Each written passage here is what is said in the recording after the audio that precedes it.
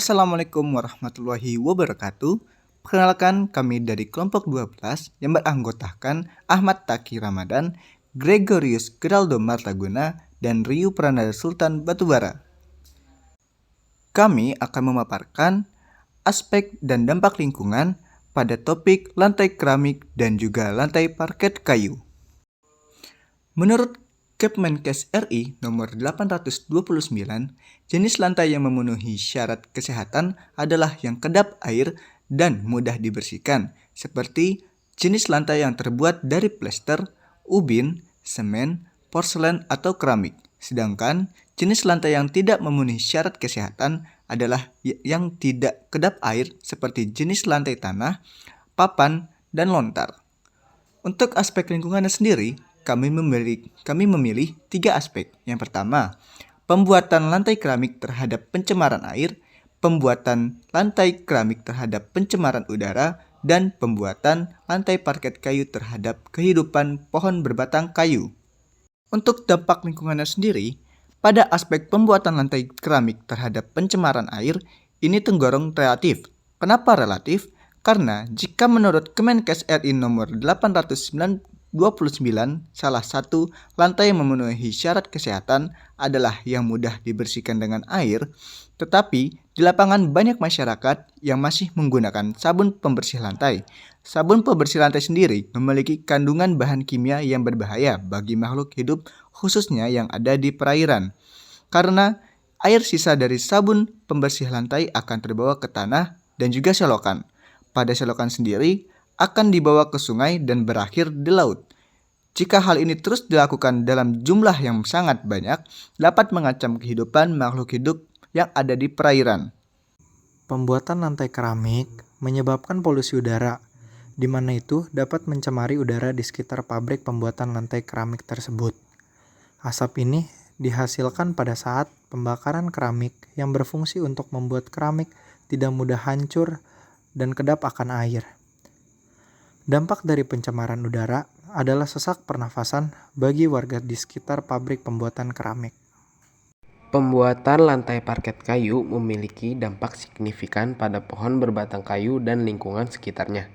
Aspek-aspek yang perlu diperhatikan termasuk penebangan pohon untuk mendapatkan kayu, yang dapat mengurangi jumlah pohon di hutan dan mengganggu ekosistem serta penyerapan karbon dioksida. Deforestasi sebagai akibat penebangan besar-besaran dapat merusak habitat satwa liar dan mengurangi keragaman hayati. Selain itu, pengolahan kayu yang tidak berkelanjutan dapat menyebabkan pemanenan berlebihan dan penurunan stok pohon kayu.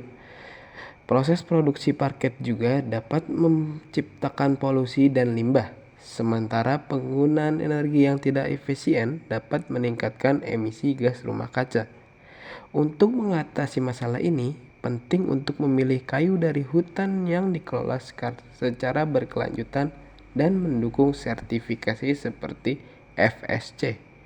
Penggunaan ulang dan daur ulang lantai kayu juga dapat membantu mengurangi dampak lingkungan. Oke, karena tadi kita sudah membahas aspek dan dampak lingkungan, sekarang kita akan masuk ke dalam pengelolaan dan pemantauan lantai keramik dan juga lantai parket kayu. Pengelolaan lingkungan lantai keramik. 1. Mengurangi emisi debu dan gas buang dari proses produksi.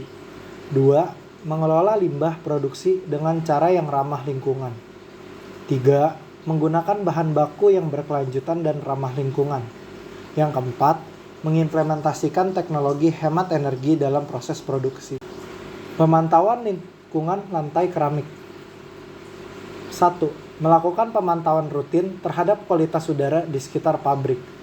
2. Memantau kondisi lingkungan sekitar pabrik, termaksud kualitas air dan tanah. 3. Melakukan audit lingkungan secara berkala untuk memastikan kepatuhan terhadap standar lingkungan. Pengelolaan lingkungan lantai parket kayu. Pada saat pembuatan lantai parket kayu, pengelolaan lingkungan dapat dilakukan dengan memperhatikan beberapa aspek. Yang pertama, pilih kayu yang berasal dari sumber yang berkelanjutan atau memiliki sertifikasi hutan lestari. Yang kedua, gunakanlah metode produksi yang ramah lingkungan. seperti penggunaan teknologi yang mengurangi limbah atau emisi. 3. Atur pengelolaan limbah dengan mendaur ulang atau menggunakan limbah kayu untuk tujuan lain. 4. Pastikan pula bahwa bahan-bahan finishing yang digunakan aman dan tidak mengandung bahan kimia berbahaya. 5. Selalu patuhi peraturan lingkungan setempat dalam setiap tahap produksi. Pemantauan lingkungan lantai parket kayu.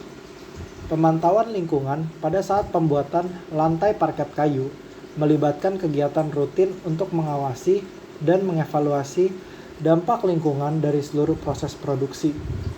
Beberapa aspek pemantauan meliputi 1. Pemantauan kualitas air.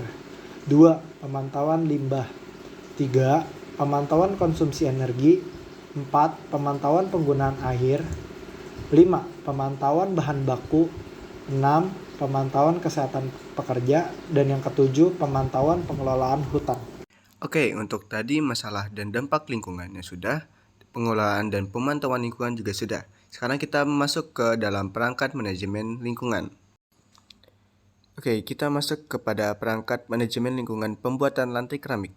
Dalam pembuatan lantai keramik, perangkat manajemen lingkungan yang perlu diperhatikan mencakup pengelolaan limbah, penggunaan bahan kimia, pencemaran lingkungan, pembersihan dan perawatan lingkungan, serta pengembangan dan strategi kepemimpinan. Lalu berikut adalah beberapa poin terkait perangkat manajemen lingkungan dalam pembuatan lantai keramik. Yang pertama, terdapat pengelolaan limbah. Limbah keramik perlu diolah supaya tidak menimbulkan efek negatif di lingkungan masyarakat. Limbah keramik dapat diolah menjadi berbagai macam produk kerajinan tangan, seperti tembok, bata ringan, dan bahan bangunan. Yang kedua, penggunaan bahan kimia terbutuh. Dalam proses pembuatan lantai keramik, bahan kimia terbutuh seperti amonia, sulfur, dan karbon dioksida digunakan. Penggunaan bahan kimia yang tidak sesuai dengan prosedur dan undang-undang dapat mengakibatkan sanksi dari pemerintah karena dapat merusak lingkungan di sekitar pabrik. Yang perlu diperhatikan selanjutnya yaitu pencemaran lingkungan. Proses pembuatan keramik dapat menghasilkan dampak negatif terhadap lingkungan seperti polusi udara dan pencemaran tanah. Penting untuk melakukan pengawasan lingkungan dan mengurangi dampak buruk dari proses produksi. Poin yang keempat yaitu pembersihan dan perawatan lingkungan.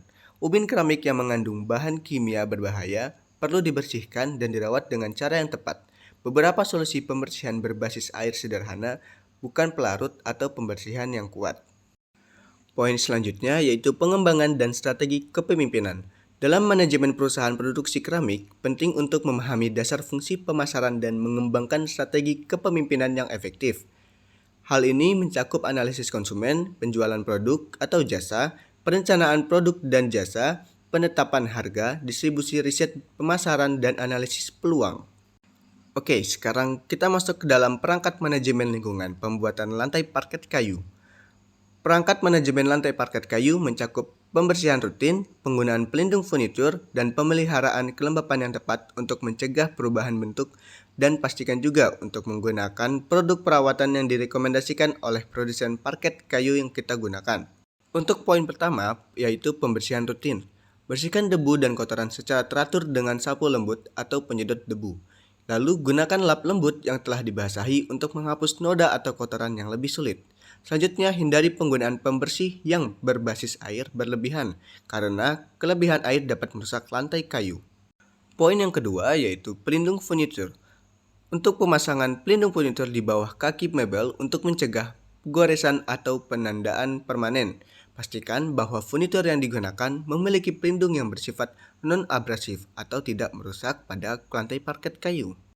Poin yang ketiga yaitu pemeliharaan kelembapan. Jaga kelembapan ruangan antara 35% hingga 55% untuk mencegah perubahan bentuk pada lantai parket kayu. Gunakan alat penambah kelembapan jika perlu, terutama di musim kering atau musim kemarau. Poin selanjutnya yaitu perlindungan dari cairan. Segera bersihkan tumpahan cairan untuk mencegah penetrasi ke dalam kayu. Gunakan lap yang ringan dan kering untuk mengeringkan area yang basah.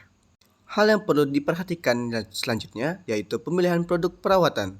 Sama halnya dengan muka manusia, parket kayu juga perlu adanya pemilihan produk perawatan seperti gunakan produk pembersih dan perawatan yang direkomendasikan oleh produsen lantai parket kayu kita yang kita gunakan.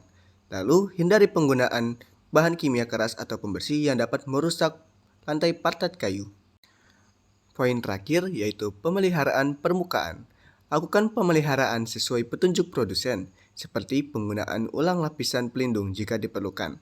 Pertimbangkan untuk mengadakan perawatan profesional secara berkala untuk menjaga keindahan lantai parket kayu. Sekian presentasi dari kami. Untuk kurang lebihnya mohon maaf. Terima kasih. Sampai jumpa.